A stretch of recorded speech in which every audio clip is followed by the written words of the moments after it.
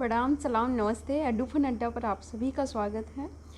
तो मैंने micro control embedded system के काफ़ी क्वेश्चन डिस्कस किए हैं, 3 मॉडल पेपर डिस्कस किए हैं। आई होप आपने सब कुछ देख लिया होगा। लेकिन एक चीज़ थी, इंस्ट्रक्शन से हटिए कुछ क्वेश्चन मुझसे रह गए थे। जो इंस्ट्रक्शन है 8051 के, तो कुछ क्वेश्चन रह गए, तो मुझे नींद नहीं आ रही थी। मुझे लगा कि कहीं वही कल आपके एग्जाम में ना आ जाए, इसलिए आपको वो वीडियो बना दिया जाए। आप लोग देख लेना, छोटा सा वीडियो है, पूरा देख लेना लास्ट तक और अपने दोस्तों को शेयर कर देना, जिससे कि उन लोगों के पास भी पहुँच जाए। वो बच्चे सोच रहे होंगे अब कोई वीडियो नहीं बनेगा, इसलिए वो देख नहीं रहे होंगे, तो आप लोग शेयर कर देना। छोटा सा वीडियो है, सभी लोग देख लो जल्दी से। फर्स्ट क्वेश्चन है आपका, which instruction have no effect on the flags of PSW। ठीक है, इनमें से कौन सा रजिस्टर इंस्ट्रक्शन है जिसका PSW फ्लैग्स ऑफ PSW पे कोई असर नहीं होता है। नो इफेक्ट, विच इंस्ट्रक्शन है नो इफेक्ट। तो ANL, ORL और XL ये सभी इंस्ट्रक्शन ऐसी हैं जिनका PSW पे कोई असर नहीं होता है, यानी कि डी ऑप्शन आपका सही है। देखते हैं next question, which instruction have no effect. Same question repeat हो गया 2 बार, शायद 1 सेकेंड, विच, हाँ 2 बार रिपीट हुआ है सेम क्वेश्चन, कोई दिक्कत नहीं। ठीक है, डी ऑप्शन आपका सही हो जाएगा, ऑल ऑफ द मेंशन। देखते हैं next question, a valid division instruction always max. ठीक है, ए वैलिड डिवीजन जो इंस्ट्रक्शन होती है वो हमेशा क्या बनाती है, तो वो आपकी जो है वो आपकी कैरी बिट हमेशा क्या करती है, 0, और एक्सिलरी कैरी भी 0। ठीक है, तो ए वैलिड डिवीजन, अगर वैलिड डिवीजन इंस्ट्रक्शन होगी तो कैरी को भी 0 करेगी और एक्सिलरी कैरी को भी आपकी 0 करेगी। चलते हैं नेक्स्ट क्वेश्चन की तरफ। नेक्स्ट क्वेश्चन है DJNZ। ठीक है, जंप इफ नॉट 0। ठीक है, R0 level as a byte instruction. तो ये 2 बाइट इंस्ट्रक्शन है। ठीक है, अगर आपने माइक्रो प्रोसेसर सही से पढ़ा होगा तो आप एक बार में समझ गए होंगे। ये 2 बाइट इंस्ट्रक्शन है, ए ऑप्शन आपका इसका सही है। देख लेना लास्ट तक, इनमें से कोई भी क्वेश्चन आ सकता है और मुझे लगता है एक आध क्वेश्चन जरूर आएगा, इसीलिए मैंने वीडियो बनाया है इतनी रात को। ANL instruction is used. जो ANL इंस्ट्रक्शन है वो किस में यूज़ की जाती है, तो ऐप क्या है, to and the contents of the 2 register. ठीक है, to and the content of 2 register, to mask the status of the bits. ठीक है, दोनों बातें सही हैं, इसलिए आपका सी ऑप्शन सही हो जाएगा, all of the mention. C option आपका सही है। चलते हैं नेक्स्ट क्वेश्चन की तरफ। बस आप लोग ये इतना समझ लो कि कल सही कराना एग्जाम में। ठीक है, डिटेल एक्सप्लेनेशन में नहीं जाएंगे हम लोग। नेक्स्ट क्वेश्चन है आपका, in 8-bit sign number operation OV flag is set to 1 if. जो 8-bit साइन नंबर ऑपरेशन होता है उसमें आपका जो OV फ्लैग है वो कब सेट होगा। OV फ्लैग आपका जब सेट होता है 1 होता है जब आपकी कैरी जनरेट होती है D7 से D6 बिट में। ठीक है, D7 बिट से D6 बिट में कैरी जनरेट होती है, तो आपका जो कैरी OV फ्लैग है, OV फ्लैग वो 1 सेट हो जाता है। चलते हैं नेक्स्ट क्वेश्चन की तरफ। नेक्स्ट क्वेश्चन है आपका, L call instruction takes. L call instruction कितनी इंस्ट्रक्शन लेती है, 2 बाइट, 4 बाइट और 3 बाइट। तो जो एल कॉल इंस्ट्रक्शन है आपकी 3 बाइट इंस्ट्रक्शन है। ठीक है, 3 बाइट्स लेती है, सी ऑप्शन आपका इसका सही है। चलते हैं नेक्स्ट क्वेश्चन की तरफ। When the call instruction is executed the top most element of stack comes out to be. ठीक है, जब कॉल इंस्ट्रक्शन आपकी एग्जीक्यूट होती है, जो तो टॉप मोस्ट एलिमेंट होता है स्टैक का, वो comes out to be the extra address next to the call instruction. ठीक है, तो टॉप मोस्ट एलिमेंट होता है वो स्टैक का कहाँ जाता है, to the address next to the call instruction.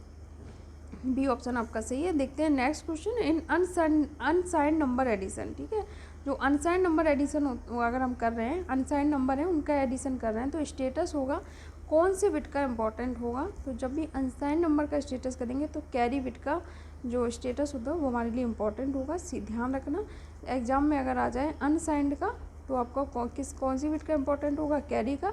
लेकिन अनसाइंड की जगह अगर आ जाए साइंड का, ठीक है, यहाँ पे अनसाइंड की जगह साइंड लिखा होता तो साइंड नंबर में आपका OV फ्लैग का स्टेटस इंपॉर्टेंट हो जाता है, ए ऑप्शन। अगर यहाँ पे साइंड लिखा होता तो ए ऑप्शन आपका सही हो जाता। देखते हैं next question, what is the time taken by 1 machine cycle if crystal frequency 20 megahertz. Time taken by एक मशीन साइकिल द्वारा कितना टाइम लिया जाएगा अगर क्रिस्टल फ्रिक्वेंसी आपकी 20 मेगाहर्ट्ज है। तो जो टाइम टेकन है हम निकाल सकते हैं 12 divide by crystal frequency, 12 divide by crystal frequency. तो 12 क्रिस्टल फ्रिक्वेंसी आपकी 20 मेगाहर्ट्ज। मेगाहर्ट्ज कितना हो गया, 10 पावर 6 ऊपर जाएगा तो क्या हो जाएगा 10 पावर -6, यानी कि 10 पावर -6 को हम क्या लिख सकते हैं, माइक्रो।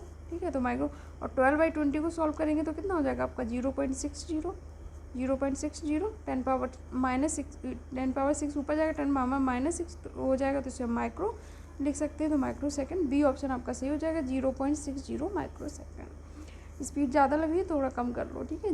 जे जेड यानी कि jump to zero, and J N Z यानी कि जंप नॉट टू जीरो।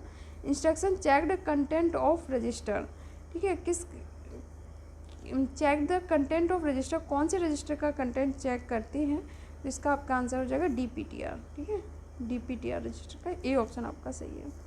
चलते हैं नेक्स्ट क्वेश्चन की तरफ। In 8 bit sign number operation, जो 8 बिट साइन नंबर ऑपरेशन है, OV flag is set to 1। OV flag कब 1 पे सेट होता है, तो OV फ्लैग आपका जब 1 पे सेट होगा जब कैरी जनरेट होती है D7 टू D6 बिट, यानी कि डी ऑप्शन आपका सही है।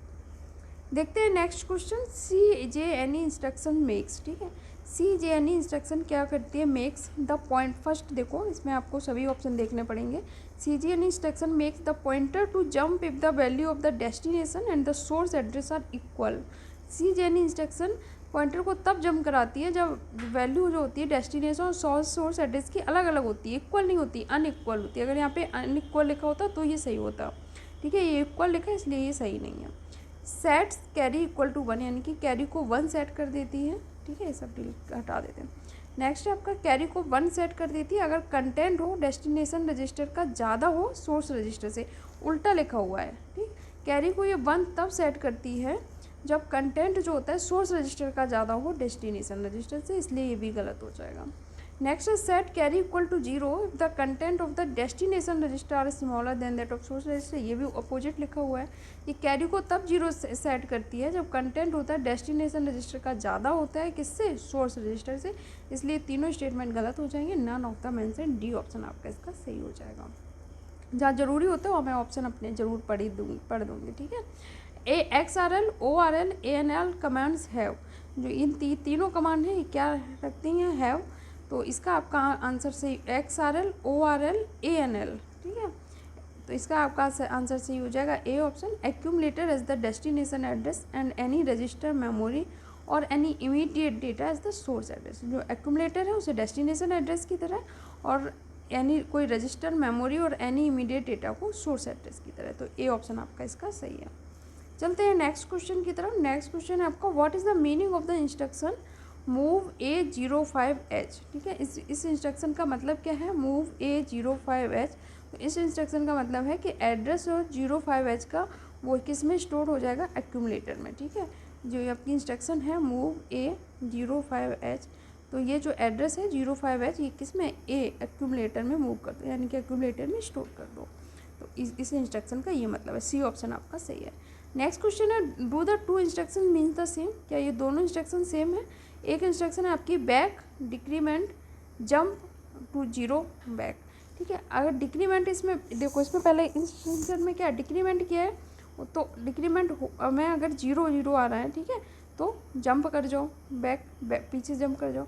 और दूसरी इंस्ट्रक्शन है बैक डी जन नॉट डी मतलब JNZ मतलब जंप नॉट टू 0 अगर R0 बैक, इसमें है अगर आपके इसमें R0 या अगर 0 हो जाता है डिक्रीमेंट के बाद, डी का मतलब है डिक्रीमेंट, यहाँ पे भी डी इसी क्या डिक्रीमेंट, अगर यहाँ पे डिक्रीमेंट के बाद 0 आ जाता है तो जंप नॉट टू 0 JNZ, तो ये दोनों इंस्ट्रक्शन अलग अलग हैं, ठीक है। ये JN जंप नॉट टू 0, ये जंप टू 0, तो इसमें आपका डिक्रीमेंट, तो ये दोनों इंस्ट्रक्शन अलग अलग हैं। बी ऑप्शन आपका सही हो जाएगा, नो, ठीक है। ये सेम नहीं है, पूछा था क्या सेम है, सेम नहीं है। नेक्स्ट क्वेश्चन है to initialize any port as an output port what value is to be given to it. अगर कोई पोर्ट है हमें उसे इनिशियलाइज करना है आउटपुट पोर्ट, तो हमें उसे कौन सी वैल्यू आपको देनी होगी, तो a port is defined by an output port, ठीक है। हमें कोई is to be given to it, हमें कोई वैल्यू नहीं देनी पड़ी होगी, जो एक पोर्ट है वो बाई डिफ़ॉल्ट एक आउटपुट पोर्ट है, ठीक है। तो ए और डी ऑप्शन आपका इसका सही है। नेक्स्ट क्वेश्चन देखते हैं। नेक्स्ट क्वेश्चन आपका which out of the 4 ports of 8051 needs a pull up register for using its as an input or an output port, ठीक है। इनमें से कौन सा 4 ports 8051 needs a pull up register for using its as an input or an output port, तो आपका है port 0, यानी कि आपका ए ऑप्शन इसका सही है। देखते हैं नेक्स्ट क्वेश्चन। आपके 3-4 क्वेश्चन और बचे होंगे मुश्किल से, इसलिए परेशान हो, बस देख लो थोड़ा सा, अभी खत्म हो जाएगा। Which of the ports act as the 16 bit address line for transferring data through it.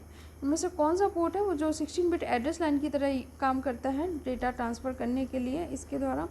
तो इसका आपका आंसर हो जाएगा पोर्ट 0 और पोर्ट 2, यानी कि सी ऑप्शन आपका सही हो जाएगा, पोर्ट 0 एंड पोर्ट 2।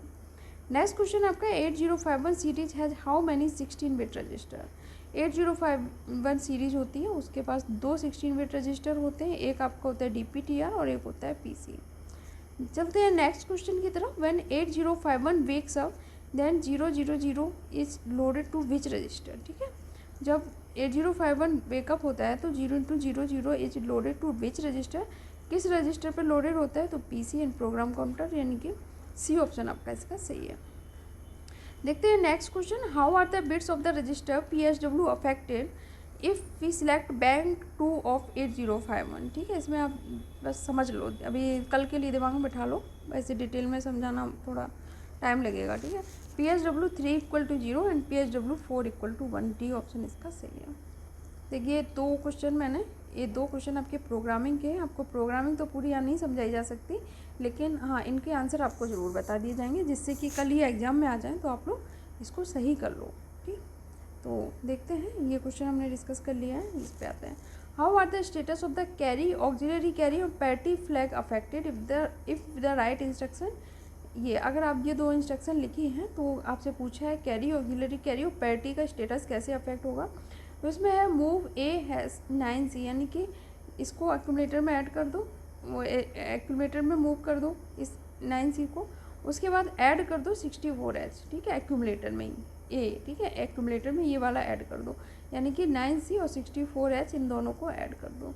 तो जब इन दोनों को आप ऐड करोगे, ठीक, ऐड करने पे जो एक कैरी जनरेट होगी। ठीक है, एक कैरी जनरेट होगी। अब यहाँ पर आपको ऐड करके सब नहीं बता रही हूँ, बस बता दिया। अगर आपको आता होगा तो अच्छी बात है, नहीं आता तो ये क्वेश्चन ध्यान दे लेना, हो सकता है कल एग्जाम में आ जाए। तो एक कैरी जनरेट होगी, इन दोनों को जब ऐड करोगे तो ऐड करने पे जो कैरी जनरेट होगी, इसलिए कैरी जो होगी वो सेट हो जाएगी किस पे, 1 पे, और ऑक्सिलरी कैरी भी आपकी सेट हो जाएगी 1 पे। इन दोनों को ऐड करोगे तो जो 1 की नंबर ऑफ 1 होंगे वो इवन होंगे, इसलिए आपकी पैरिटी हो जाएगी 0। ठीक, तो आपका इसका कौन सा, बी ऑप्शन इसका सही हो जाएगा। ठीक है, ये बी ऑप्शन, कैरी जनरेट होगी इसलिए 1, ऑक्सिलरी कैरी भी 1 सेट हो जाएगी, पैरिटी आपकी 0। नेक्स्ट और लास्ट क्वेश्चन है आपका, ये आपको बस अभी समझ लो कि इसमें होगा क्या। ठीक है, थोड़ा सा समझ लो बस। Find the number of times the following loop will execute. आपको ये पता करना है कि लूप कितनी बार चलेगा, प्रोग्राम कितनी बार चलेगा। तो मूव R6 इस रजिस्टर में, ये आपको ये मूव करना है टू ये एड्रेस, बैक फिर मूव करना है आपको ये here, d jump not to decrement, जब not to 0 R5 here, d decrement R6 में back if jump not to 0। जब डिक्रीमेंट होने के बाद अगर 0 नहीं है तो R6 में, तो ऐसे ही जंप नॉट टू 0, इस तरह का ये प्रोग्राम है। तो इस प्रोग्राम में आपका जो एक्चुअल में होगा वो 200 × 100 इतनी बार आपका प्रोग्राम एक्सिक्यूट होगा। ठीक है, अभी इतना ध्यान रख लो, बाकी प्रोग्रामिंग पढ़ाने का यहाँ टाइम नहीं है। तो इन दोनों का मल्टीप्लाई करोगे तो आप कितना हो जाएगा, 20,000, यानी कि आपका कौन सा ऑप्शन, सी ऑप्शन आपका सही हो जाएगा। तो 20,000 नहीं, 20,000 बार आपका ये लूप एक्सिक्यूट करेगा। ठीक है, बस आंसर समझ लो। ये आपके सभी क्वेश्चन डिस्कस हुए, आप लोग पढ़ाई करो जाके, अब अपना आगे की तैयारी करो। और वीडियो आपको देखने के लिए सभी का बहुत बहुत शुक्रिया। शेयर जरूर कर देना, जिससे सभी लोग इस वीडियो को देख लें एग्जाम से पहले।